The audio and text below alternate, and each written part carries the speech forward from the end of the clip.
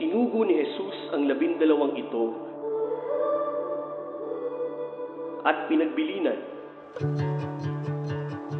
"Huwag kayong lumiko papunta sa mga pagano, at huwag pumasok sa bayang Samaritano. Hanapin ninyo ang nawawalang tupa ng sambayanan ng Israel. Ipahayag ang mensaheng ito sa inyong paglalakbay.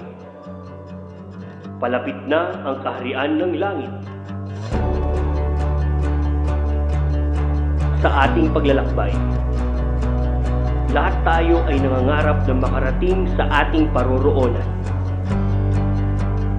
Pero hindi naging madali. Naligaw,